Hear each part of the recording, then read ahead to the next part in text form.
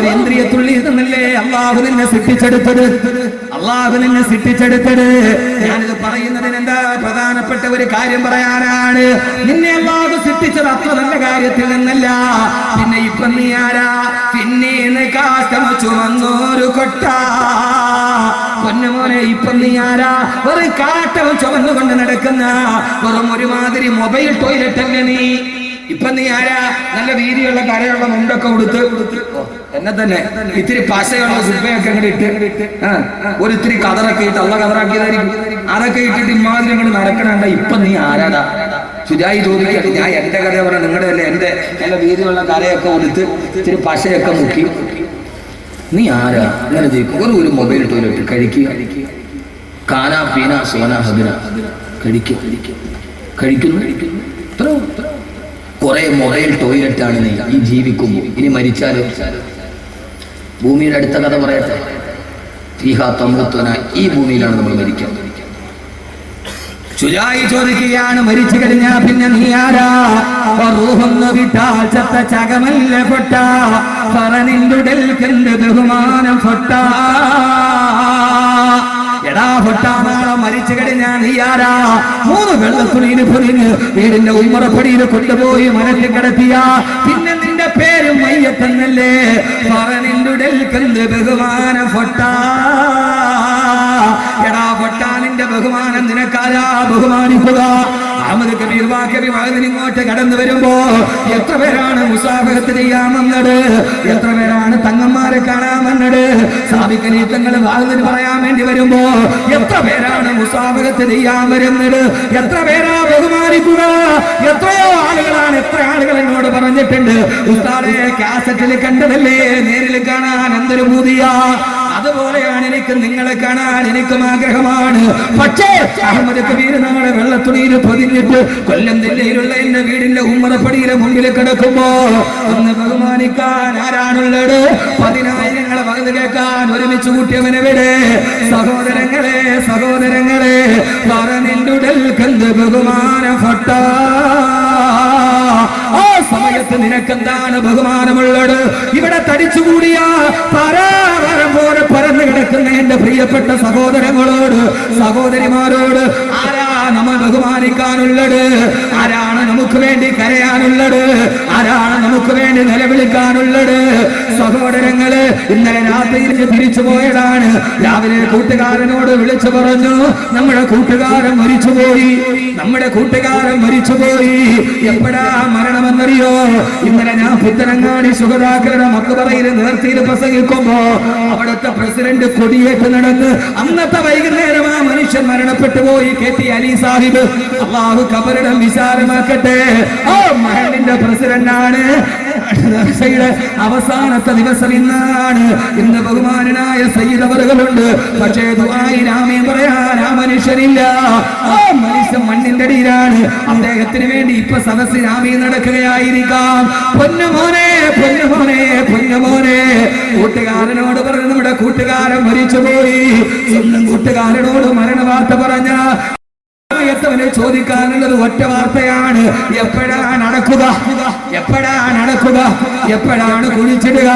പൊന്നുമോനെ, അഹങ്കാരത്തോടെ ആരോഗ്യത്തോടെ എല്ലാം മതിച്ചമർത്തിയിട്ട് നടന്നു പോകുമ്പോ, പണത്തിന്റെ ഹുങ്ക് കാണിക്കുമ്പോ, ആരോഗ്യത്തിന്റെ ഹുങ്ക് കാണിക്കുമ്പോ, പടച്ചറപ്പിന്റെ പള്ളിയിലെ വിളി മറക്കുമ്പോ, നാളെ നീ മരിച്ചിട്ട് മരന്ന് കിടന്ന കൂട്ടുകാരൻ അറിയേണ്ടതെന്താ? എപ്പോഴാണ് നടക്കുക? വീട്ടിലിരുന്നിട്ട് മക്കള് പറയുന്നതെന്താ? 4 മണിയായി, പള്ളിയിലെ കാലിയാർക്ക് ഫോൺ വിളിക്കുന്നു, കുടി തീർന്നു. എത്രയും പെട്ടെന്ന് ഇതിനെ കൊണ്ടുപോയി മണ്ണിട്ട് മൂടേണ്ടതല്ലേ? ഇഷ്ടപ്പെട്ടവരെല്ലാം നട്ടപ്പാടോത്ത് കരയുന്ന സമയം എന്റെ പ്രിയപ്പെട്ട സഹോദരങ്ങളെ ഞാൻ ഓർമ്മിപ്പിക്കുകയാണ്. ശനിയാഴ്ച രാവിലെ എന്റെ വീട്ടിൽ നിന്ന് ഇറങ്ങുമ്പോ ഇന്നലെ വൈകുന്നേരം എന്റെ പ്രിയപ്പെട്ട സുഹൃത്ത് സിദ്ദീഖ് സാഹിബിന്റെ ഹോട്ടൽ ഉദ്ഘാടനമുണ്ട്. 4 മണിക്ക് രാവിലെ സുബഹി കഴിഞ്ഞിറങ്ങി. സഹോദരങ്ങളെ, വീട്ടിൽ നിന്ന് ഇറങ്ങുന്ന സമയത്ത് 7 വയസ്സും 4 വയസ്സുമുള്ള എന്റെ പൊന്നുമക്കൾ ഉറക്കത്തിൽ എഴുന്നേറ്റ് വന്ന് ബാഗ് പറക്കിയിട്ട് വണ്ടിയിലോട്ട് കയറുന്ന എന്റെ 2 കവിളിന് മുത്തം തന്ന് ഉപ്പാന്ന് പറഞ്ഞ് യാത്രയാക്കുമ്പോ എന്റെ മക്കളോട് പറഞ്ഞിട്ടാണ് ഞാൻ വന്നത്. ഇൻഷാ അല്ലാഹ് മക്കളെ, വല്ലപ്പുഴയിൽ വകതം കിടന്നിട്ട് നാളെ രാവിലെ സുബഹിക്ക് വാങ്ങി വിളിക്കുമ്പോ പൊന്നു മക്കളെ കണ്ണ് തുറന്ന വാപ്പയടുത്തുണ്ടാകുമെന്ന് എന്റെ കുഞ്ഞുങ്ങളോട് ഫോൺ വിളിച്ചിട്ട് മക്കള് കിടന്നുറങ്ങിക്കോ, ഉപ്പ നാളെ രാവിലെ എത്തുമെന്ന് പറഞ്ഞിട്ടാണ് സലാഹുദ്ദീൻ വൈസി വിളിച്ചപ്പോൾ ഞാൻ കോൾ അറ്റൻഡ് ചെയ്തത്. എന്റെ മക്കൾ എന്നെ കാത്തിരിക്കുകയാണ് വീടിന്റെ ഉമ്മറപ്പടിയില്. ആർക്കറിയാം നാളെ അഹമ്മദ് കബീർ കൊല്ലത്തുള്ള എന്റെ വീട്ടിലെത്തുമോ, അതല്ല 3 വെള്ളത്തുള്ളിയിൽ പൊതിഞ്ഞ മയ്യത്താകുമോ എത്തുക. മുത്തം തരാൻ കാത്തിരിക്കുന്ന മക്കൾ കാറ് പോയി പോർച്ചിൽ നിന്നാലുടനെ ഫോണ് കേട്ടാൽ ഓടി വന്നിട്ട് കയ്യും പുഞ്ഞിളം കയ്യും നീട്ടി ഉപ്പാ മിഠായി എവിടെയെന്ന് ചോദിക്കുന്ന എന്റെ പൊന്നുമക്കളോട് വാപ്പയില്ല, വാപ്പ മരിച്ചു എന്നുള്ള വാർത്തയാകുമോ? മിഠായി കാത്തിരിക്കുന്ന മക്കൾ കെട്ടിപ്പിടിച്ചിട്ട് പൊട്ടിക്കരയുമ്പോ ആ മക്കളോട് പറയേണ്ട മക്കളെ, ഹശ്ർ മേ ഫിർ മിലേംഗെ മേരെ ദോസ്തോ, ബസ് ഗയി യേ മഖാം ആഖിരി ആഖിരി, ഹശ്ർ മേ ഫിർ മിലേംഗെ മേരെ ദോസ്തോ, ബസ് ഗയി യേ മഖാം ആഖിരി ആഖിരി. പൊന്നുമക്കളെ, ഉപ്പ പോവുകയാണ്. കൊഞ്ചിച്ച് കൊതി തീർന്നിട്ടില്ല, ലാളിച്ച് കൊതി തീർന്നിട്ടില്ല, മുത്തം കൊടുത്ത് കൊതി തീർന്നിട്ടില്ല. സഹോദരങ്ങളെ, ഞാൻ പലപ്പോഴും പറയാറുണ്ട്, വയസ്സ് 35 കഴിഞ്ഞു. എന്റെ ജീവിതത്തിന്റെ ആഗ്രഹങ്ങൾ കഴിഞ്ഞിട്ടുണ്ടാവാം. അള്ളാഹു ജീവിതത്തിന്റെ തുടക്കത്തിൽ വല്ലാത്ത കഷ്ടപ്പാടാണെങ്കിലും സഹോദരങ്ങളെ ആഗ്രഹിച്ചതൊക്കെ പടച്ചിറമ്പ് കൈവെള്ളയിൽ തന്നു.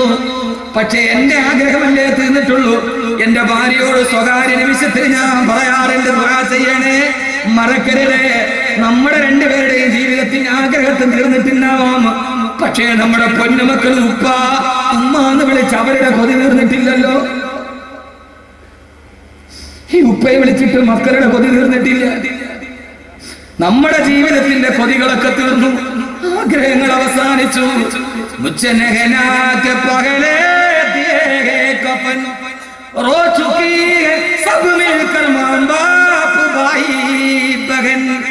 സാധാരണ ഞാൻ കുളിച്ചിട്ടാണ് വസ്ത്രം മാറ്റുക. ഇന്ന് കുളിക്കുന്നതിന് മുമ്പേ അവരെന്റെ വസ്ത്രം മാറ്റിക്കളഞ്ഞു. മരിച്ചു കിടന്നവന്റെ ആത്മകഥം ചെയ്യുകയാണ്. സാധാരണ കുളിച്ചിട്ടാണ് വസ്ത്രം മാറ്റുക, ഇന്ന് കുളിക്കുന്നതിന് മുമ്പേ അവരെന്റെ വസ്ത്രം മാറ്റിക്കളഞ്ഞു. ഞാൻ നോക്കുമ്പോൾ കാണുന്നതെന്താ?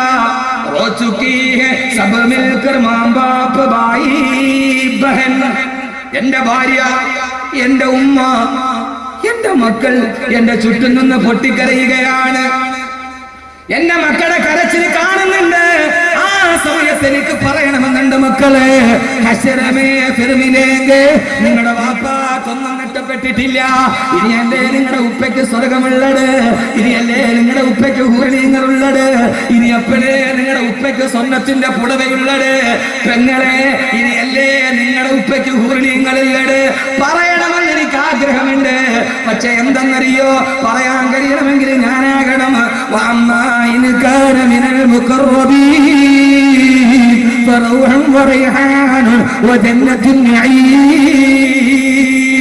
അല്ലാഹുവിലേക്ക് ഏറ്റവും അടുത്തവൻ മുഖർറബാകണം. അല്ലാഹു നമ്മളെ മുഖർറബാക്കി തരട്ടെ. ആരാ മുഖർറബ് എന്നറിയോ? ആ മുഖർറബ് മരിക്കുമ്പോഴാണ് ഭൂമി തേങ്ങിക്കരയുക. അതാണ് ആര്? അവനവ മരിക്കുമ്പോ ഭൂമിയെ കൊണ്ട് കരയിപ്പിക്കാൻ പറ്റൂ. ഇതാണ് ഭൂമിയുടെ രണ്ടാമത്തെ പ്രത്യേകത. മോനെ, മരിക്കുന്ന സമയത്ത് മലന്ന് കിടക്കാനല്ല, മരിച്ചിട്ട് വീട്ടിൽ കിടക്കുമ്പോ ഭൂമി കരയണം. നമ്മളെ ഓർത്ത് കരയോ? അല്ലാഹുവിന്റെ ഖുർആനിൽ ആയത്തിറങ്ങി, ഫമാ ബകത അലൈഹിമുസ് സമാഉ വൽ അർളു വമാ കാനൂ മുൻവരീൻ. ഫിറഔന മകന്റെ മന്ത്രിമാര് മരിച്ചപ്പോ ആകാശവും കരഞ്ഞില്ല, ഭൂമിയും കരഞ്ഞില്ല. ഇത് ഞാൻ പറഞ്ഞതല്ല. ഈ ഭൂമി കരയും. എപ്പോഴെന്നറിയോ? ഫിറഔന മകന്റെ മന്ത്രിമാര് മരിച്ചപ്പോ ആകാശവും കരഞ്ഞില്ല, ഭൂമിയും കരഞ്ഞില്ല. ആ സമയത്താണ് സഹാബത്ത് വന്ന് ചോദിച്ചത്, യാ റസൂലല്ലാഹ് ഹൽ തബക്കി സമാഉ വൽ അർദു അലാ മൗതി അഹദിൻ, ഒരാൾ മരിച്ചാൽ ആകാശവും ഭൂമിയും അവന് വേണ്ടി കരയുമോ നബിയേ? അല്ലാഹുവിന്റെ റസൂൽ പറഞ്ഞു കരയും. ആർക്ക് വേണ്ടിയാണ് നബിയേ? ആകാശവും ഭൂമി കരയുന്ന ഒരു രംഗം മരണത്തിന്റെ സമയത്ത് ഈ ആകാശം കരയും, ഈ ഭൂമി കരയും. ആ രംഗം നബി തങ്ങൾ പറയുന്നുണ്ട്. ഇൻഷാ അല്ലാഹ് നമുക്ക് അതിലേക്ക് കടക്കാം. രണ്ടാമത്തെ പ്രത്യേകത, നമ്മൾ മരിച്ച ആകാശവും ഭൂമിയും നമുക്ക് വേണ്ടി കരയട്ടെ. അതിനെന്ത് ചെയ്യണം? ഭൂമിയുടെ പുറത്തൊരു ജീവിച്ചിരിക്കുമ്പോൾ ഒരു നല്ല കാര്യമെങ്കിലും ചെയ്യും.